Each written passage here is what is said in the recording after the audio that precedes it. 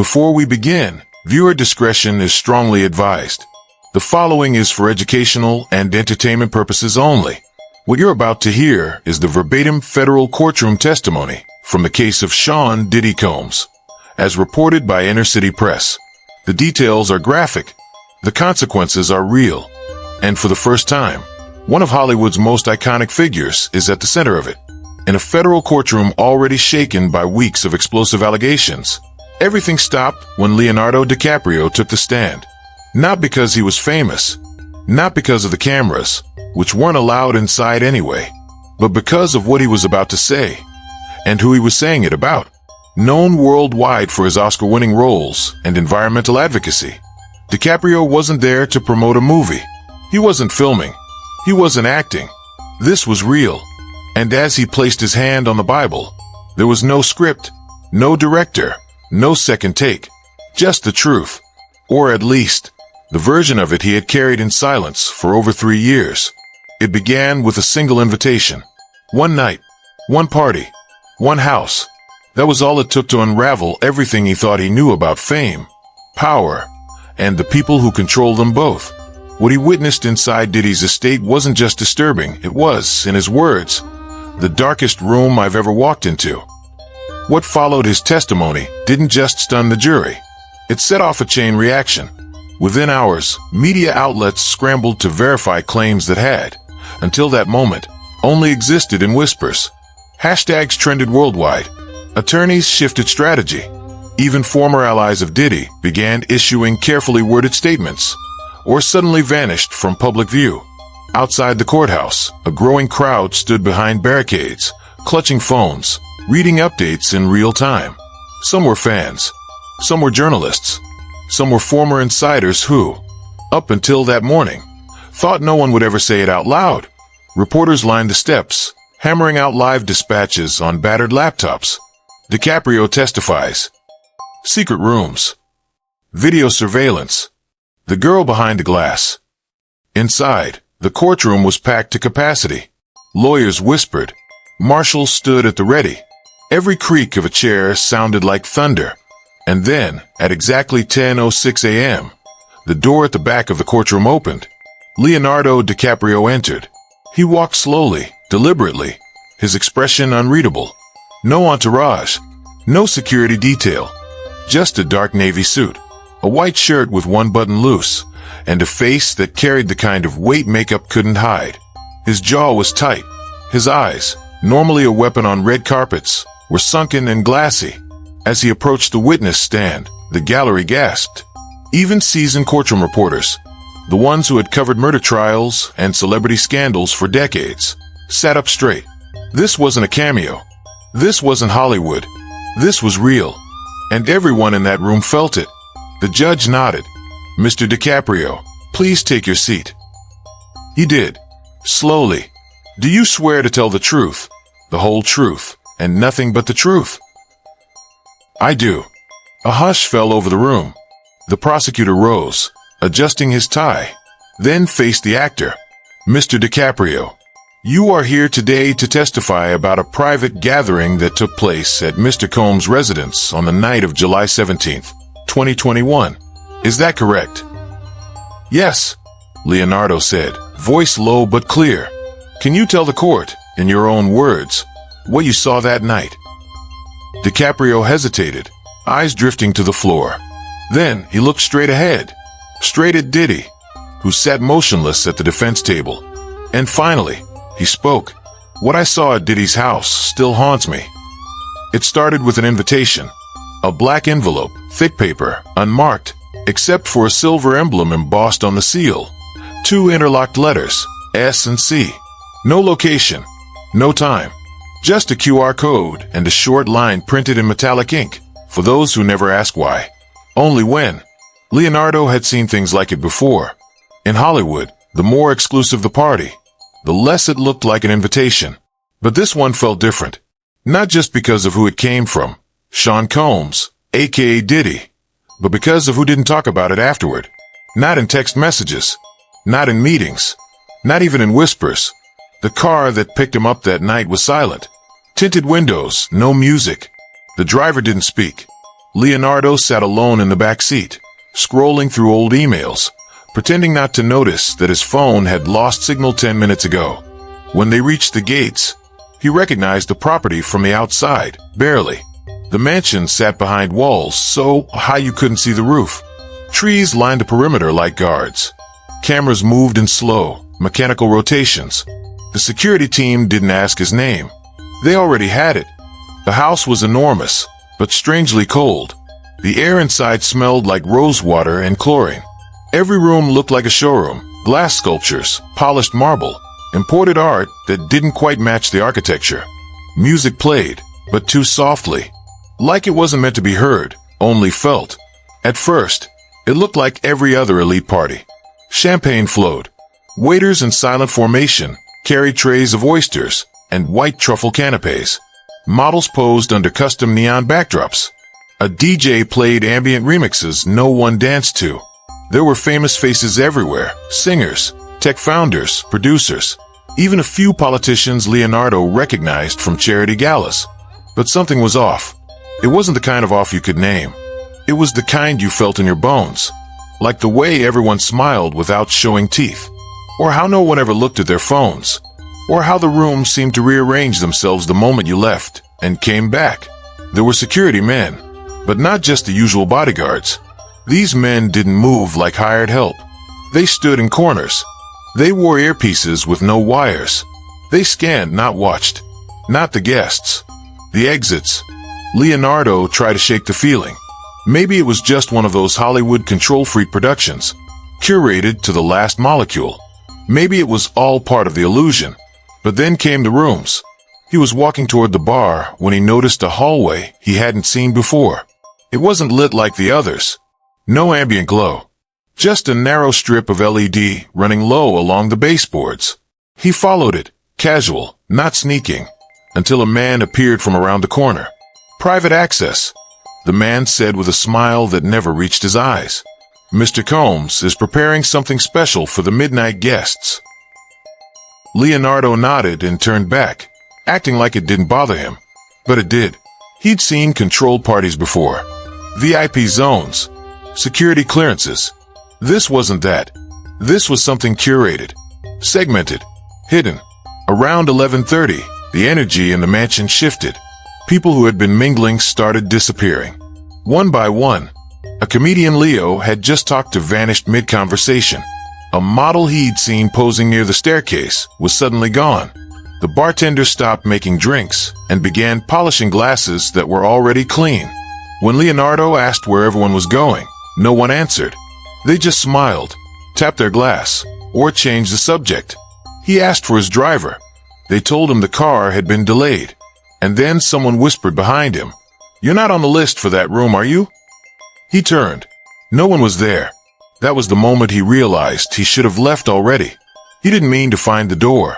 He was just trying to get away from the static hum of unspoken rules, the half-smiles, the polite lies layered like perfume. The house, though grand, felt smaller the longer he stayed. Narrower, like it was folding in on itself.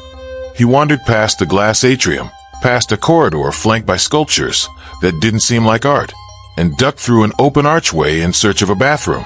That's when he saw it. A hallway he hadn't noticed before. No music, no guests, just matte black walls, a faint blue glow from recessed lights near the floor, and a door at the very end, slightly ajar. His footsteps slowed. He should have turned back. Every instinct told him this wasn't for him. But curiosity, especially in Hollywood, is a sickness. And it was already too late. The door creaked as he pushed it open. Just a crack. Just enough. What he saw hit him, like a punch to the chest.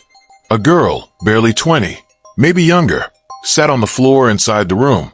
Knees pulled to her chest. Hair messy. Makeup smeared. Her eyes were locked on something across the room, unblinking. Around her, four men in suits stood quietly, not speaking, just watching. And above them, mounted into the wall, a camera lens blinked red. She turned, as if sensing him. Their eyes met. She didn't scream. She didn't move. But Leonardo would never forget the look on her face. It wasn't fear. Not exactly. It was resignation. like someone who had stopped hoping anyone was coming, like she'd already tried calling for help, and this time, she didn't want to waste her breath. That moment lasted a second, then a hand landed on his shoulder. "Wrong floor, Mr. DiCaprio."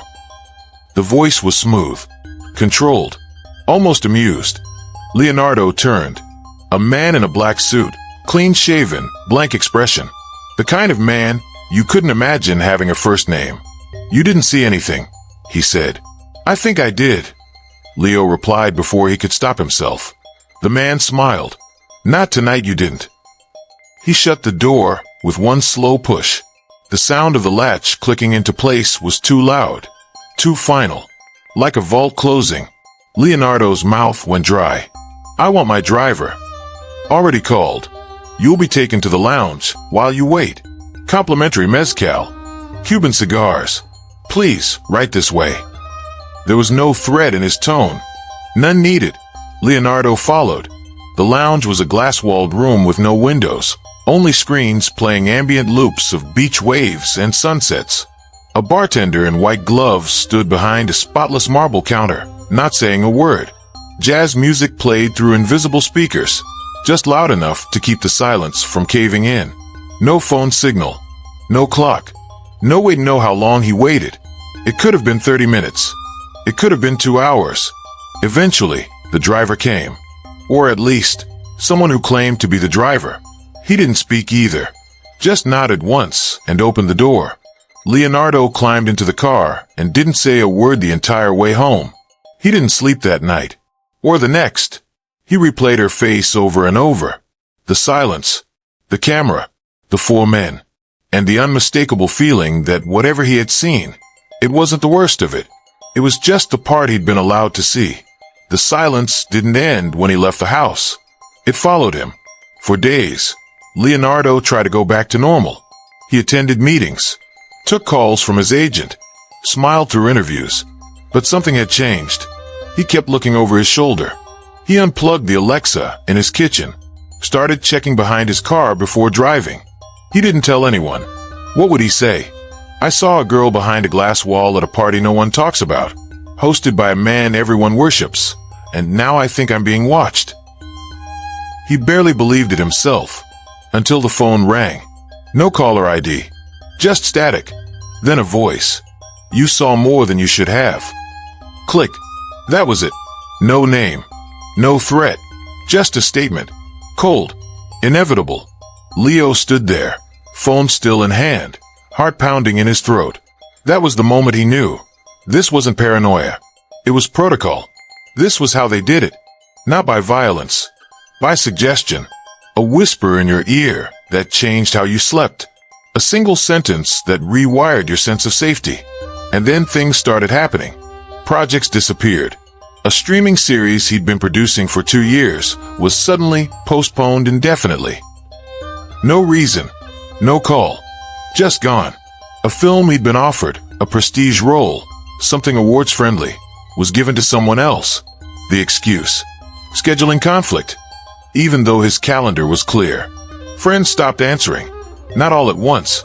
Just enough. People he'd known for decades began treating him differently. Like he had something contagious. Conversations ended too early. Invitations never arrived. And always, that feeling of being watched. Then came the second message. A padded envelope, no return address. Inside a USB drive. A single file. No title. He plugged it into an old laptop, offline. No Wi-Fi, no cloud. The footage was grainy. Black and white. Security cam angle. A room he didn't recognize. A hallway. Then him. Leonardo. From the back. Walking toward the door. The one with the girl behind it. The video ended just as he reached for the handle. No sound. No watermark. Just evidence. Evidence that he had been seen. That his every move that night had been recorded. He deleted the file. Burned the drive. But it didn't matter. Whoever sent it still had the original. That was the point. Not to inform him. To remind him. The next day, he called a producer he trusted. One of the last. "I need to talk," he said. "About what?" Leo paused. "About what's happening. About Diddy." A long silence. Then the producer spoke. "Don't ever say that name on an open line again." Click. That was when Leonardo realized something darker. It wasn't just fear. It was loyalty. Or maybe leverage. Everyone in that circle had something to lose.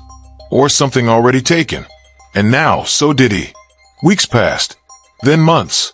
He stopped attending events. Avoided red carpets. Slept with lights on. Security swept his home for bugs. Twice. And then, the final blow. He got the news on a Sunday afternoon. His longtime assistant, someone who'd been with him for over a decade, was found dead in her apartment. Overdose. That's what the police said. But Leo knew her. She didn't drink. Didn't take pills. She was smart. Careful. Strong. The only person he had told everything. Gone. Just like that. No follow-up. No investigation. Case closed. That night, Leonardo sat on his balcony for hours, staring at the city.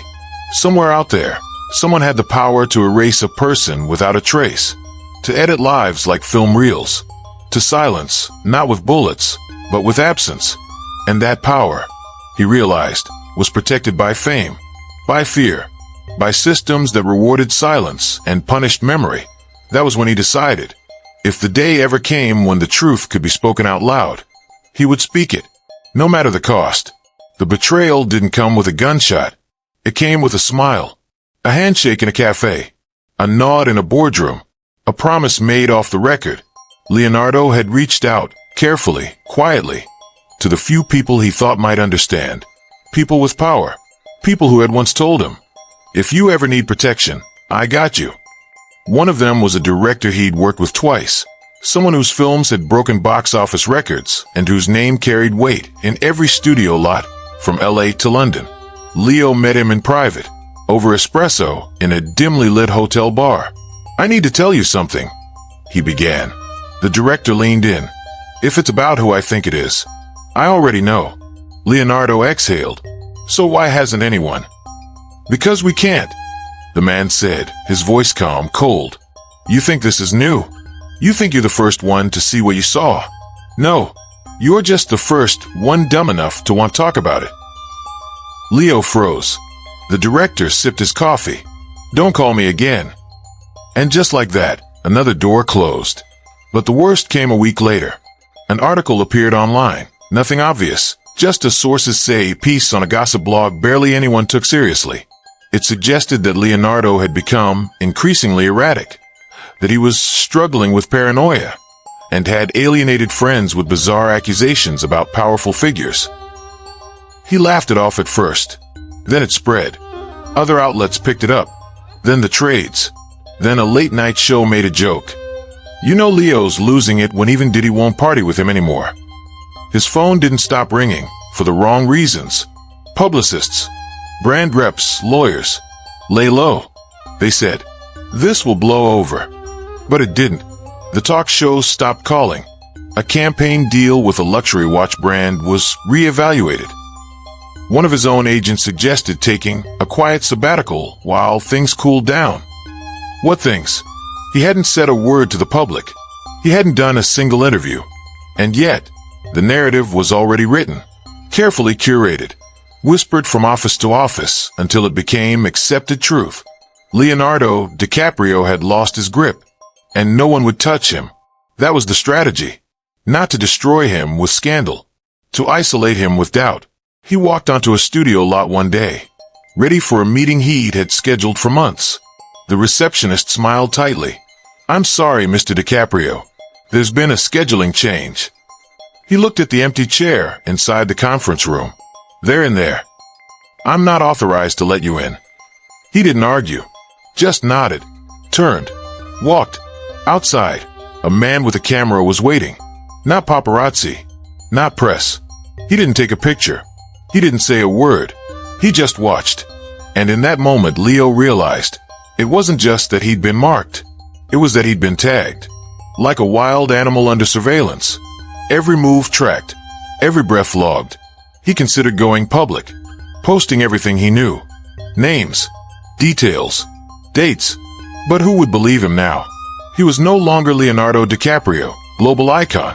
He was Leonardo DiCaprio, unstable, dangerous, uninsurable. One producer had said it outright. You talk, and you disappear.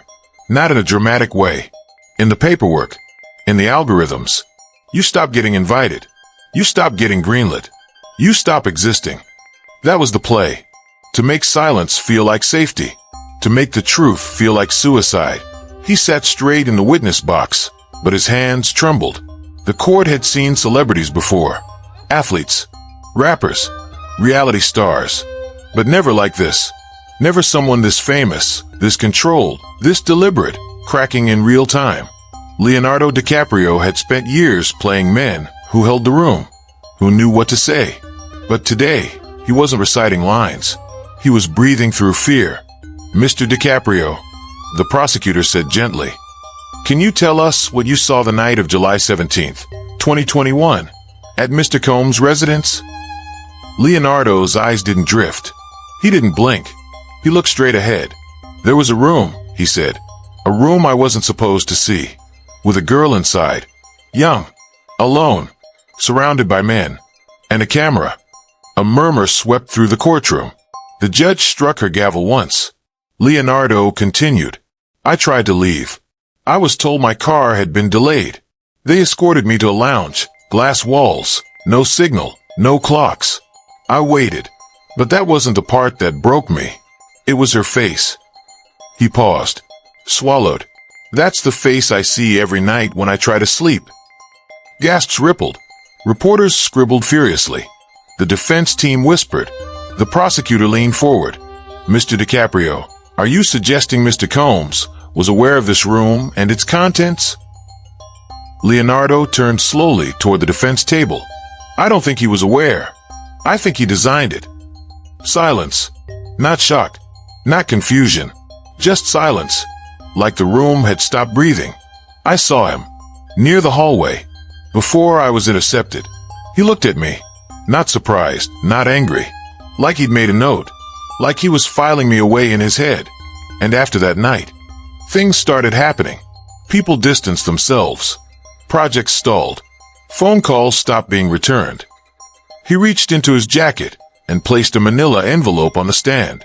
This is a list of every project that was shelved, every endorsement deal that disappeared, every person I used to trust who suddenly went cold. It didn't happen all at once. It happened like a fade, until I realized it wasn't coincidence. It was architecture. The prosecutor approached the envelope, but didn't open it. Mr. DiCaprio, you mentioned something in your prior statement. A term. The Lighthouse. What does that mean? Leonardo nodded, voice steady now. The Lighthouse is what insiders called the system. It wasn't just a room. It was a network, a structure, a way to control people, not with money, not with power, but with secrets. He looked toward the jury. There were cameras hidden in every private room at those parties. Not to protect the guests, but to record them, to compromise them, to keep them compliant. The jury shifted, stunned. One woman covered her mouth. Leonardo continued.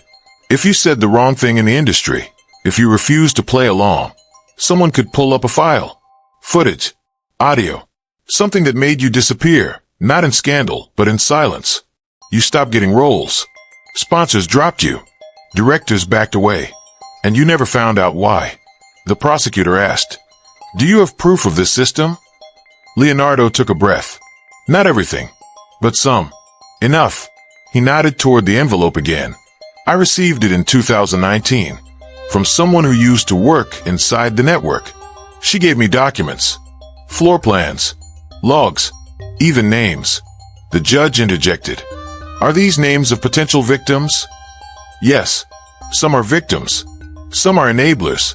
Some are both. The room went still again. The prosecutor pressed on. Why come forward now? Leonardo didn't hesitate. Because I've spent the last 3 years trying to live like it never happened. And it's killing me. I've watched careers rise that shouldn't. Watched stories die before they were told. I've seen people erase other people and call it discretion. He pointed subtly at Diddy.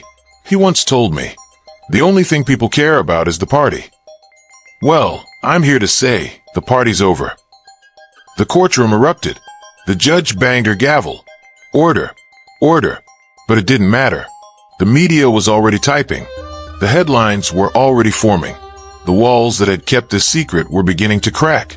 Leonardo wasn't done.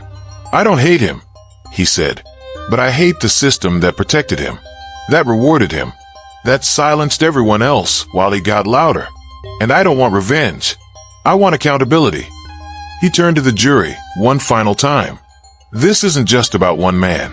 It's about the shadow he walked in, and the people who built it for him.